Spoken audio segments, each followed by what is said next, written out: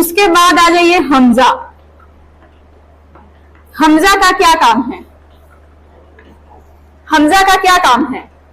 हमजा वैसे हर्फ में आप सबको पढ़ाया गया था, पढ़ाया जाता है, लेकिन हमजा का सिर्फ और सिर्फ काम है 3 एराब तैयार करना। वो कौन से एराब है जिसको तैयार किया जाता है?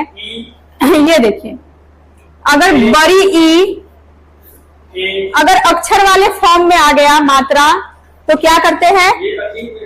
हाँ, ये वाला। अगर ए आ जाए या ओ आ जाए, ये 3 चीजें। तो देखिए, बड़ी ई की मात्रा के लिए जब ये वाला आया था मात्रा तो हम क्या किए थे? छोटी ए को लगाए थे।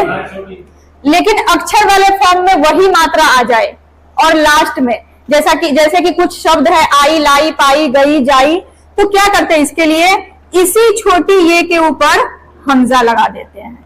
अगर ए आ जाए, ये भी अक्षर वाले फॉर्म में आ गया, ए की मात्रा के लिए क्या है? ए की जो मात्रा है उसके लिए क्या है? बड़ी ये है। लेकिन वही अक्षर वाले फॉर्म में आ जाए तो क्या करते हैं? उसी य के ऊपर हमजा लगा देते हैं, वो भी लास्ट में। जैसे कि कुछ शब्द है हिंदी में, आए, गए, लाए, पाए, जाए, तो लास्ट में आ जाता है ए, तो इसके लिए क्या करते हैं? अक्षर वाले फॉर्म में आ जाता है तो उसी ए की मात्रा के ऊपर हमजा लगा देते हैं। ठीक।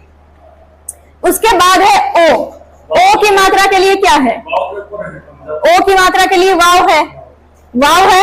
ओ की मात्रा के लिए जो ये वाला मात्रा है अ को हटा के, तो इसके लिए वाव है।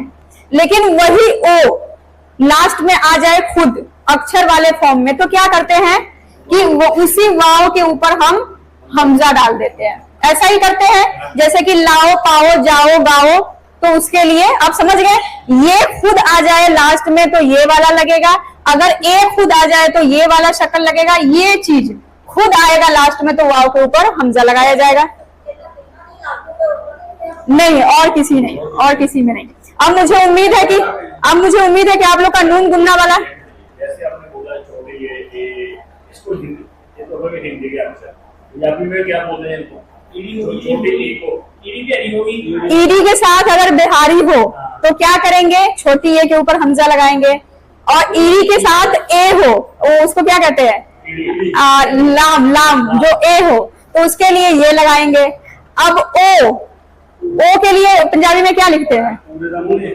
हाँ, पूरे का ये मुंह जो है वो खुला रखते हैं, ऐसा ही रखते हैं ना, तो वाव के ऊपर हमजा। बस ठीक है, समझ में आ गया। अब मुझे उम्मीद है कि नून गुन्ना में कोई कंफ्यूजन नहीं है और हमजा में कंफ्यूजन नहीं है।